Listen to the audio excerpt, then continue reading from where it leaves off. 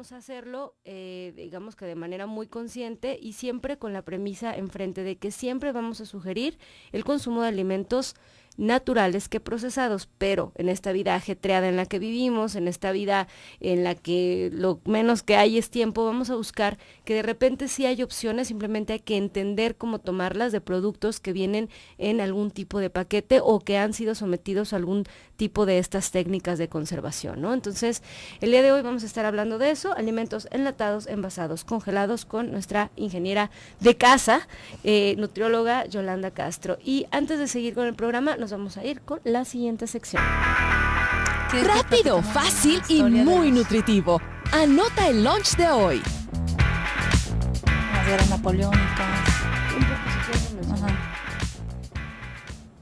Son las 7:12 de la mañana y vamos a platicar acerca de unos pasos que salieron publicados el día de ayer en la revista de, ya saben que me gusta, elconsumidor.com.mx. Salieron 5 pasos para preparar tu cereal casero. Estos 5 pasos salieron primero publicados en una página que se llama hábitos.mx, que les recomiendo. Vienen algunas cosas de estilo de vida que les pueden servir para todos aquellos que de verdad están buscando acercarse a la vida saludable. Ojo, en hábitos.mx estamos hablando de una persona que es una coach, es decir, no es una persona que tenga una licenciatura, ni una maestría, ni un doctorado en absolutamente nada de salud, simplemente es una persona que ha encontrado maneras de hacer las cosas mejor, ¿sale? Hay ciertas cosas que no tienen sustento científico, ¿sí? Científico serio, pero podemos tomar algunas cosas positivas que nos pueden ayudar a mejorar. Les voy a dar los pasos. El paso número 1 para hacer tu cereal casero. Sirve la base. La base la puedes hacer a través de 3 cucharadas de avena cruda, con además 1/3 de almendras y además con un poco de coco deshidratado y rallado. Como paso número 2 podemos agregarle chía, linaza y un poquito de amaranto. Como paso número 3 podemos agregar arándanos deshidratados, dátiles picados o pasitas, todo esto sin azúcar agregado.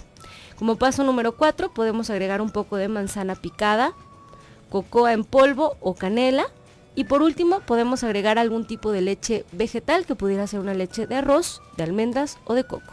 Espero que les hayan servido estos 5 pasos. Regresando del corte vamos a seguir hablando de algunos métodos de conservación de alimentos que nos pueden ayudar a, que los podemos integrar a nuestra vida y aún así llevar una vida saludable. Quédense con nosotros, estás en Nutrición y Vida, el día de hoy con Yolanda Castro, nuestra invitada. Quédate, estás en el 10:40 de AM, regresamos. De vuelta en tu programa Nutrición y Vida, el día de hoy en clases de métodos de conservación de alimentos. No, la verdad, Yolanda, yo de verdad quiero agradecerte que hayas podido darte el tiempo de estar aquí con nosotros y de que me enseñes tanto, ¿no? Porque la verdad es que luego uno se enfoca en una sola cosa y nos mega especializamos, por ejemplo, en lo clínico, luego descuidamos otras partes, y la verdad es que contigo siento que la información que nos das es puerto seguro. Y lo siento como información de muy buena calidad y que nos sirve mucho, que está muy aterrizada, y además viene de alguien que además es mamá, ¿no? O sea, no solo vivimos en este mundo mágico en el que todo es verde y en el que todo es perfecto y en el que tenemos tiempo de hacer las cosas, no, también somos personas que tenemos más vida y que no solo nos dedicamos a estar pensando en cómo hacer comer saludable, ¿no? Sino todo el tiempo buscando estrategias para dentro de esta vida ajetreada que llevamos, buscar las opciones más saludables, por lo que te agradezco mucho que te hayas dado el tiempo de estar aquí. Así es que bueno, nos quedamos platicando acerca de los métodos de conservación. Me decías fuera del aire que quizás valía la pena mencionar un poco de la historia, de dónde nacieron estos como pues métodos de conservación. Sí, mira, la historia se remonta desde antes de nuestra era, ¿no? La conservación de alimentos, por ejemplo, lo que se refiere a lo que es la deshidratación, que actualmente para que sea una buena deshidratación necesitamos que haya un 13% de humedad máximo, ¿no? Pero esto ya no tenían básculas, no tenían manera de hacer análisis bromatológicos, pero desde hace muchos años se utiliza, por ejemplo, la cecina. Y ahorita platicábamos también que se sigue utilizando la cecina incluso cuando vas en caminos largos, como cuando vas a hacer, por ejemplo, una peregrinación, es un alimento muy socorrido. pero esto es desde hace ya muchos años, ¿no?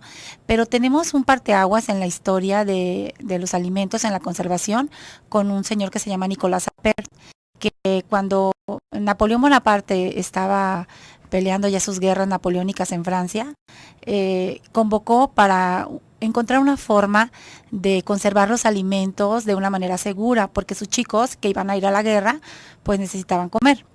Entonces Nicolas Appert empieza con este trabajo, ¿no?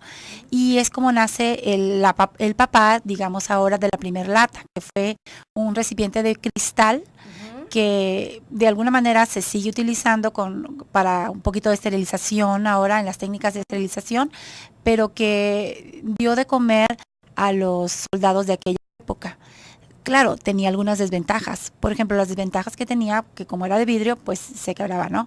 Y posteriormente vino lo que es la lata, como la conocemos, o muy parecida a la que conocemos, que es una lata de fierro, ¿no? De metales. Nada más que aquí había un problema. Y el problema es que los metales interactuaban con el alimento y por tal motivo se presentaban intoxicaciones. Eso es el problema más importante. Quiero recalcar esto porque en tiempos actuales nosotros seguimos teniendo esa misma forma, digamos, de la lata, pero si te fijas, adentro de la lata tenemos un recubrimiento de plástico. Eso es lo que marca la primera diferencia, que entonces este recubrimiento de plástico evita que haya una interacción entre lo que es la lata, que por cierto ya no es del mismo metal. Ya es un metal de estaño mucho más seguro, pero aún así evita la intoxicación, ¿no? Bien, entonces digamos que hay una sustancia, bueno, por así llamarlo, que es, digamos que separa y pudiera evitar la interacción de metal con alimento. O sea, así es. Esa es la función de ese plástico. Además, si nos fijamos, el plástico tiene diferentes colores, porque las latas están diseñadas para diferentes productos. Entonces, dependiendo del pH, de las características del producto que vas a envasar, pues van a ser las características propias de este plastiquito, ¿no? Entonces, también eso lo tenemos que considerar. Por eso es que la lata es mucho más segura que en 1740 que empezó estos trabajos. Se han afinado las técnicas, ¿no?, de conservación. Ahora, la interacción del alimento con el plástico hace que haya algún riesgo de intoxicación también. Claro, sí, aquí se van a incrementar los riesgos, sobre todo cuando la lata ha sido golpeada. Por eso la primera recomendación es que cuidemos, entre otras cosas, que la lata no sea una lata golpeada, ni del cuerpo de la lata, ni mucho menos de la parte del cierre. El cierre es la parte superior de la lata donde se hace este cerrado de una manera hermética en la industria alimentaria y se cuida que una temperatura sea la adecuada, que haya una presión adecuada y bueno, tiene esa función, ese sellado para que no haya interacción también con el medio ambiente, ¿no? O sea, que podemos calificar que los alimentos enlatados son alimentos seguros para su consumo, al menos dentro de lo que se refiere a intoxicación alimentaria. Así es, sí, 100% seguros en ese aspecto. En ese aspecto. En ese aspecto, sí. Ahora, lo que hay que considerar también es las ventajas de la lata, ¿no? Porque ahora nosotros podríamos pensar que hay diferencias significativas en nutrientes. Por ejemplo, no sé, una zanahoria. Realmente hay otros estudios muy serios que son desde los años 70 y todavía están vigentes. Los comenzó un ingeniero químico en alimentos, el ingeniero Baduy, y ahí lo podemos nosotros constatar, donde él hizo estudios muy serios en los cuales se analiza la cantidad, por ejemplo, de vitamina, por ejemplo, de la zanahoria, te decía, y no hay pérdidas significativas entre una zanahoria que está enlatada y una zanahoria que está cocinada en el hogar, ¿no? De hecho, podríamos tener pérdidas mayores dentro del hogar. Podríamos, no digo que... Porque si no cuidamos, digamos, que la temperatura Así a la es. que estamos poniendo la zanahoria, pudiéramos entonces hacer que se perdieran algunas vitaminas, sobre todo que son lábiles a las temperaturas altas, ¿no? Sí, estaríamos hablando de temperatura, pero también estaríamos hablando del corte al momento de trocear la zanahoria. ¿Por qué? Porque en la industria alimentaria se cuida mucho el corte, que sea homogéneo. Si tú te fijas, compras unas zanahorias en lata lata y están completamente uniformes, hasta pareciera que tienen el mismo tamaño, ¿no? Entonces, fuera en el hogar no tenemos ese cuidado de andar midiendo, digamos, la zanahoria. Entonces, la transferencia de calor es diferente, no es tan homogénea en el hogar. Por otra parte, cuando tú estás en esta vida moderna que tenemos, estás tú preparando tus alimentos y quizá te habló por teléfono la comadre, estás trabajando, haciendo un trabajo en tu casa. O atendiendo 7 cosas como normalmente hacemos las mujeres, cuidando al perro, viendo que si la basura y que el teléfono y que... O sea, exactamente, todo. Entonces ahí es donde se pierde también la posibilidad de tener un control de los tiempos, porque entonces es importante el corte, es importante la temperatura, pero también es importante el tiempo de cocción. Bien, entonces pues estamos hablando de que a lo mejor no es tan mala idea de repente tener ahí de opción la posibilidad de consumo de algunas verduras específicamente enlatadas. Bueno, hay diferentes productos que tienen ciertos beneficios. También podríamos hablar del pescado, cuando estén, bueno, del atún más bien, y del salmón, de la sardina, pero también de los vegetales, que sería lo más preocupante. No es de miedo, no se pierde, nutricionalmente no. Eso no. Ahora, nutricionalmente no. No, nutricionalmente estaríamos hablando de las mismas vitaminas y de los mismos minerales. Pero hay ciertos puntos que tendremos que revisar también aquí. Bien, entonces, entendiendo que esto está basado en información de estudios serios bromatológicos hechos desde los años 70, que nos platicas que siguen vigentes hasta la fecha, ¿no? Así es. Y esto es a través de ingeniería de alimentos, no crean que es nomás porque se nos ocurrió decir que se podía. O sea, ni nutricionalmente hablando, son alimentos que se pueden usar. Ahora, de estos puntos que nos mencionas, ¿qué valdría la pena como recalcar o poner como foquito rojo? Bueno, por ejemplo, cuando tenemos situaciones específicas como una insuficiencia renal, claro que no es una opción el enlatado, porque aquí tendríamos que ver que no todos los casos, pero hay latas que están también adicionadas, y no es nada más la lata, sino que tiene otro proceso previo en el cual el alimento fue sometido a una inmersión en salmuera, y eso incrementa las cantidades de sal. Esos casos son muy específicos, no son para todo público. Entonces, si quiero cuidar mi riñón y ya tengo algún problema, pues no es la mejor opción una lata, ahí ya no lo es. Eso sería lo más preocupante. O las cantidades de azúcar añadido, que en algunas ocasiones puede tener la lata extra como otra parte o como otro proceso para conservación de alimentos. Entonces, hay marcas serias que sustentan este trabajo, ¿no? Bien, claro. Entonces, estamos hablando de que como para todos los productos, no son para todos y hay que individualizar los casos. No podemos generalizar y decir que, sí, que está bien que comas latas. No, vamos a hablar de que va a haber algunos productos para algunos pacientes que van a ser opción para poder seguir llevando una vida saludable. Quédense con nosotros, el día de hoy estamos hablando de los métodos de conservación en los alimentos con nuestra ingeniera Yolanda Castro. Así es que quédate, estás en el 1040 de AM. Austin, recuerda que nos escuchas a través del 95.1 de FM. Regresamos.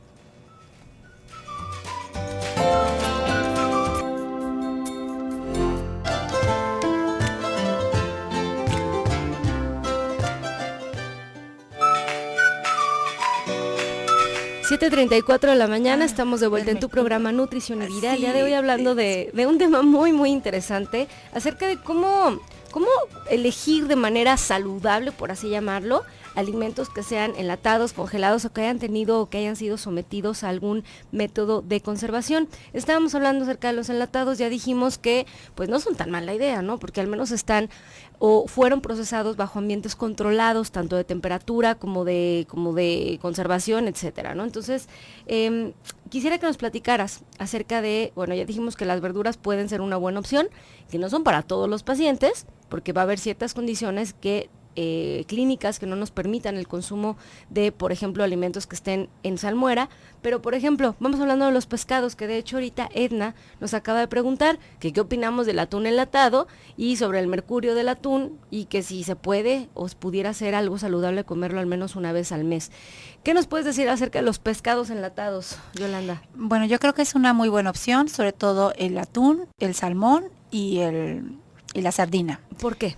Bueno, principalmente porque una de las fortalezas de los pescados es la histidina, que es un aminoácido muy importante.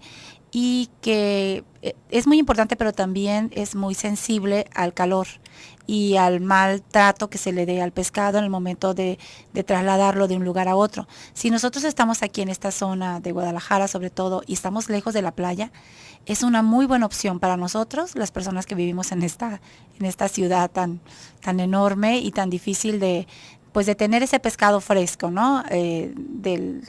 Del mar a la mesa. Por eso que el acceso que tiene el pescado del mar a Guadalajara es complicado, ¿no? Ajá. Y por ese motivo nosotros preferiríamos las latas de atún. De hecho, es recomendable consumirla no nada más una vez al mes, sino una vez por semana, ¿no? Como parte de la dieta saludable o de la dieta correcta. Ahora, una pregunta así como que me surgió ahorita. Están de moda las bolsitas, Ajá. las bolsitas de atún. ¿Lata o bolsita? Los dos casos son adecuados, porque también la bolsa, estamos hablando de otro proceso de conservación de alimentos que es empacado alto vacío. Entonces también es una muy buena opción. Ahora, sobre la pregunta que nos hace Edna en relación al mercurio, el problema del mercurio en los pescados, llámese atún, llámese salmón, no tiene que ver con la lata, sino con algo que se llama contaminación ambiental, porque los metales pesados, no nada más el mercurio, el cadmio, el plomo principalmente, el arsénico, tienen afinidad precisamente por los pescados. ¿Por qué? Porque se están vertiendo en el agua, en nuestros mares, en los océanos, y por ese motivo, pues los más sensibles son el pescado, sea atún, sea salmón, sea quien sea. Entonces, no se va, es tan tóxico en cuestión de mercurio un atún enlatado como sería un atún fresco, o sea, porque no es por la lata, es por otros fenómenos que tienen que ver con contaminación ambiental. Entre ellos también está el fenómeno de lixiviación, que es cuando se arrastra por abajo del agua las sustancias que son metales pesados. Y ese es un tema aparte, los metales pesados que actualmente son un problema y que van a seguir siendo un problema en cuestión de toxicidad, de toxicología alimentaria y sobre todo de seguridad alimentaria. Que es un tema internacional, y créanme que es un tema de salud pública serio, difícil de tratar, pero digamos que ahorita sí hay cierta... ¿cómo llamarle? Ciertos filtros que se hacen para asegurar de que el pescado que llega a tu mesa o que el atún que llega a tu mesa, aunque sea en una lata, de verdad no tenga metales pesados. Créanme, si estuviéramos consumiendo metales pesados con tanta frecuencia, estaríamos muchísimo más enfermos de lo que piensan. De hecho, no podríamos estar aquí hablando, ¿no? Si estuviéramos intoxicados con metales pesados. Entonces, no tengan tanto miedo del consumo de alimentos que vienen del mar, porque sí hay ciertos filtros que nos ayudan a asegurarnos de que ese alimento es, valga la redundancia, seguro, ¿no? Aquí lo más interesante sería el cuidado del medio ambiente, o sea, nosotros tendríamos que estar cuidando el aire que estamos respirando, cuidando pues otros temas en relación a la basura, a reglamentaciones internacionales que en este momento a nosotros no nos corresponden. Así de sencillo. Entonces, digamos que los pescados, atún, salmón y sardina, sí pueden ser opción cuando vienen enlatados. Digamos que son opciones seguras para su consumo al menos una vez a la semana. Sí, así es. Pueden ser una buena opción. Bien, ahora, podemos hablar de una siguiente método de conservación, sí, que sería la deshidratación. Así es, la deshidratación, te comentaba que es una técnica que se utiliza desde hace muchísimos años y nosotros actualmente la tenemos cuando compramos, por ejemplo, unos arándanos deshidratados, como el ejemplo que pusiste ahorita para mejorar, ¿no?, la alimentación infantil. Estaríamos hablando de arándanos deshidratados. Aquí lo más interesante es que el porcentaje de agua o el porcentaje de humedad tendría que ser inferior al 13%. Esto solamente se hace en laboratorio y en laboratorio pues tú sabes si tiene 13% o no, para decir que realmente el producto está deshidratado como debe de ser, ¿no? Pero vamos a decirlo así, hay una manera clínica de que tú veas que tu alimento que estás consumiendo, que te vendieron como deshidratado, realmente sea deshidratado. Y simplemente fíjate en la bolsita. Cuando la bolsita se opaca, es que realmente todavía tenemos humedad por ahí. Entonces, un producto deshidratado, pero que sea elaborado de una manera casera, a lo mejor no va a tener los mismos beneficios que un producto que está deshidratado en una empresa donde se dedican desde hace tiempo y bajo cierto equipo a deshidratar adecuadamente. Y con controles donde se aseguran que la conservación de ese alimento o la cantidad de agua que tiene ese alimento pues es realmente la que se necesita. Ahora, ¿qué va a pasar si el alimento tiene más o mayor contenido de humedad del que debe? Bueno, cuando hay agua presente, se llama actividad acuosa, le llamamos. La actividad acuosa empieza a propiciar que se presenten mayor número de microorganismos, o mejor aún, microorganismos que son más tóxicos para la salud. Entonces, lo que tendríamos que cuidar aquí es que realmente esté deshidratado el producto. Bien, entonces fijándonos en la bolsita, que no esté opaca, pudiera ser una buena forma, fácil, bonita, sencilla, de darnos cuenta de si ese producto tiene la deshidratación correcta, pues, ¿no? O sea, el porcentaje de agua que debe tener para que no propicie la vida, ¿no? De patógenos, por ejemplo, en este caso. En conservación de alimentos hay varios caminos que se pueden tomar, hay diferentes técnicas. Ahorita que hablabas también de los cereales caseros, la verdad es que un aplauso para eso, porque te comentaba que hay datos que nos dicen que en México los niños sí están desayunando, cuando menos un 40% de los niños sí desayuna. El problema es que la mayoría de los niños que desayunan están desayunando cereal con leche. Y estamos hablando de un cereal de caja. Aquí hay que considerar que tiene unas sustancias también este cereal de caja que se llama furanos, que esto sí es tóxico.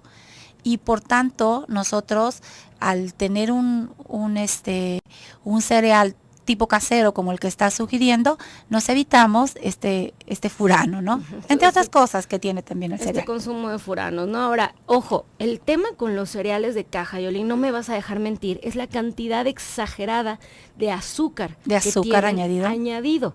Y entonces, pues sí, en todas las casas, y la verdad es que lo vemos asomándonos en la consulta, de que la gente no está buscando cereales que de repente pudieran ser opción porque son altos en fibra y tienen 0 azúcar añadido, sino que están buscando el del tigrito, el del elefantito, el de las bolitas amarillas. Y los colores. Todos los que tienen colores y van a tener tanto como colorantes como una cantidad increíblemente alta de azúcar, y además no van a tener fibra. Entonces va a ser muy muy importante recalcar que es el no incentivar el consumo de cereales de caja es por varias razones, no solamente por los furanos, no solamente por la cantidad de azúcar, sino porque además te vuelves adicto a ellos, ¿no? El conjunto. Es el conjunto de cosas las que tienes que dejar de hacer. Deja de comprarle cereales de colores en casa, por favor. Esa es una de las mejores cosas que puedes hacer por la vida de tus hijos. Yo estoy segura que ninguna mamá hace ninguna cosa por dañar a su familia. Si compras cereales de caja de manera constante, sí los estás dañando. Entonces, te estás gastando un dineral, porque son carísimos, y los estás haciendo adictos, porque aparte al rato te van a hacer un berrinche, porque como que no hay cereal de caja, mamá, ¿no? Entonces, ¿qué te parece que desde el principio no los acostumbras a eso? Sí, yo sé, es una salida fácil, pero si aprendes a hacer tus cereales caseros, va a ser muchísimo más alta la probabilidad de que tu hijo te pida eso. Y entonces el consumo que tiene de manera normal es de un bajo consumo de furanos, va a ser una alta cantidad de fibra y vas a ayudarlo a que tenga un mejor inicio de día con un cereal casero, ¿no? Entonces, nos vamos a quedar con esta información. Regresando al corte, Yoli, vamos a seguir platicando acerca de métodos de conservación en los alimentos. Quédate, estás en Nutrición y Vida, el día de hoy platicando con Yolanda Castro. Regresamos.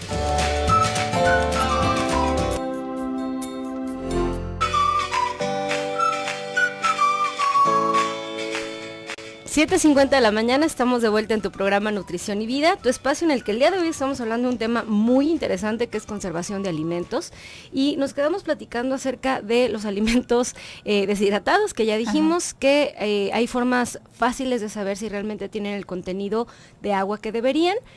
Habíamos platicado ya de los alimentos enlatados, pero ahorita, fuera del corte, estábamos platicando de un dato que sí es muy importante que digamos antes de que pasemos al siguiente proceso, que sería la congelación o la refrigeración. Entonces quisiera que nos platicaras un poquito de qué vamos a hacer para tener un consumo seguro de alimentos en lata. Bueno, otra de las cosas que tendríamos que cuidar es que sea una lata que esté limpia. Hay contaminaciones que pueden darse por, pues digámoslo claramente, por ratas, ¿no? Cuando una rata alcanza a defecar encima de la lata, eso es una situación muy, muy peligrosa. y ahí sí no es el problema la lata, sino el manejo que se hizo de esta lata. Por eso hay que tener cuidado y lavar siempre pues las latas que vamos a consumir, porque no sabemos exactamente dónde, lavarlas muy bien con jabón y todo, porque no sabemos exactamente en dónde fueron almacenadas previamente. Así es, si viste que vas a consumir algo enlatado, por favor lávalo. Y estamos hablando también de cervezas. De cervezas, sí. También estamos hablando de las cervezas, por favor, las cervezas se lavan. Y si vas a ir a un bar y no sabes si la lavaron o no, ¿qué te parece que mejor la tomas de cristal? Ojo, no estamos incentivando el consumo de cerveza en el programa, pero lo digamos o no, lo van a seguir haciendo, entonces mejor que sepan cómo hacerlo, ¿no? Las latas siempre se lavan y les voy a decir, pasa hasta en las mejores familias. Hay un caso muy, muy mencionado que sucedió en la universidad famosa de nutrición en Guadalajara, que uno de los maestros más reconocidos de la universidad se enfermó por haber tomado una lata que no estaba limpia, ¿sí? Se estaba tomando una bebidita en lata y se enfermó y acabó, en hospital intoxicado con una enfermedad neurológica grave por este problema. Entonces, laven las santas latas, por favor. Entonces, creo que esa sería la mejor manera de cerrar el tema de la lata, ¿no? Ahora, platícanos de los congelados, Yoli. Creo que nos diste fuera del aire algunas ideas muy buenas que necesito que les platiques a los radioescuchas. Bueno, primero estamos hablando de los refrigerados, si era bolsita o lata, y dijimos que la bolsa está alto vacío, en el caso del atún, pero que también es muy importante la refrigeración. Para hablar de refrigeración estaríamos hablando a que no supere la temperatura los 5 grados centígrados, para que sea un alimento que esté realmente seguro. Y en el caso del congelado, podemos escoger de preferencia producto que venga en la misma bolsa, solamente un producto. ¿Por qué? Porque hay un tema que tiene que ver con transferencia de calor. Al momento de que se hace el congelado de estos productos, se hacen unas ecuaciones matemáticas en relación a la forma y al tamaño de cada fruta o de cada vegetal. Y no es lo mismo que sea un cubo a que sea un cilindro lo que estamos trabajando. Por eso es muy importante que de preferencia se utilicen un solo producto congelado en casa, ¿no? Que usemos las bolsas que tienen un solo producto. En el caso, por ejemplo, de los que son frutos de diferentes colores y diferentes sabores, es un poquito más homogéneo, no son tan diferentes las formas y los tamaños, sobre todo cuando está troceado, ¿no? Por eso hay que ver el troceado también. O sea, estamos hablando, por ejemplo, de que la bolsa de frutos rojos, entre la frambuesa, entre la zarzamora y entre la fresa, el tamaño es bastante parecido. Entonces pudiéramos pensar que un congelado de frutos rojos puede ser buena idea, aunque venga en mezcla. Pero si vas a elegir brócoli, por ejemplo, que es una bolsa solo de brócoli, y si va a ser una bolsa, por ejemplo, de zanahorias con chícharos, puede ser que no sea tan buena idea, porque tanto el chícharo como la zanahoria tienen puntos de congelación diferentes y la temperatura a la que se tienen que congelar es diferente. Entonces puede ser que una mezcla no sea tan buena idea. Es preferible que mantengas bolsas de una sola cosa para que ese producto congelado que estás consumiendo pues tenga, digamos que una probabilidad más alta de haber mantenido sus vitaminas y minerales, ¿no? Y hay que cuidar también que cuando nos dicen congelados es porque bajaron la temperatura hasta a menos 30 grados centígrados. Por eso una recomendación sería que cuando vamos al súper, lo último que subamos al carrito sea precisamente la bolsa del congelado, para evitar que se descongele. Vamos a platicar el caso completo. O sea, si vas al súper, no llegues primero a los congelados, porque después del congelado vas a ir a comprar otras cosas y ya te entretuviste, te encontraste a la vecina, había una cola de 15 gentes antes que tú, y de que sacaste el alimento del refrigerador a que lo llevas nuevamente a tu refrigerador en casa, pasaron 45 minutos. Esto, si bien nos va y no te fuiste al cine después, ¿no? Entonces, por favor, si vas a ir a comprar congelados, no te vayas a visitar a la vecina, ni a tus papás, ni a ningún otro lado. Si sacas los alimentos congelados de la tienda, trata de que no pase mucho tiempo de que estuvo en el congelador de la tienda al congelador de tu casa. Entonces es importante que no sea lo primero que elijas, ve y elige todo lo que vayas a hacer ya al final. Los congelados ya los pagas, te los llevas y los vuelves a congelar en casa, ¿no? Entonces, ahora, Yoli, tenemos tiempo todavía para platicar de algo más. No sé si queramos mencionar algo, por ejemplo, de la pasteurización, algún dato importante que quisieras decirnos. Bueno, algo muy interesante es que la pasteurización tiene una vida útil, todos los productos pasteurizados tienen una vida útil aproximadamente de 2 a 4 días. Eso cuando el proceso para conservación de alimentos es específicamente o solo se utilizó pasteurización. Cuando el producto nos dura o nos están sugiriendo más de 4 días, es que hubo otros procedimientos agregados además de la pasteurización, y entonces quizá no estamos tomando solamente el producto que nos están ofreciendo sin conservadores, ahí sí ya no es tan natural. Digo esto porque la mayoría de la población cuando habla de alimentos conservados habla de químicos. Y hablar de químicos pues es un término muy completo porque estaríamos hablando de conservadores y en algún momento ya lo hemos platicado también por aquí. Entonces, los conservadores son un tema aparte. Por eso es que la leche, cuando la vas a consumir, pues fíjate que tu leche sea de 4 días. No puede ser más de 4 días si no está pasteurizada. Son otras cosas las que tiene también.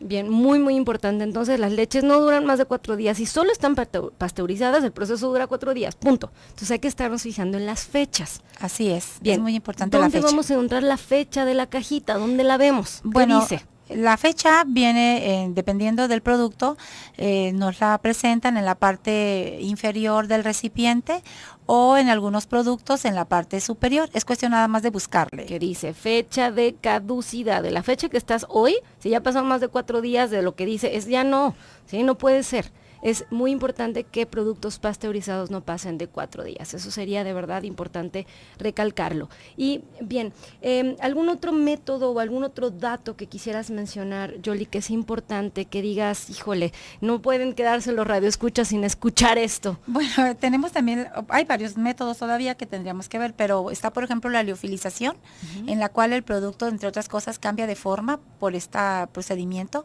pero que al agregarle agua puede volver a tener su tamaño original. ¿Cómo cuál? ¿Qué producto le pasa eso? Bueno, la liofilización se presenta en unas sopitas instantáneas que traen ahí unos camarones y bueno, pues eso es parte del proceso de liofilización.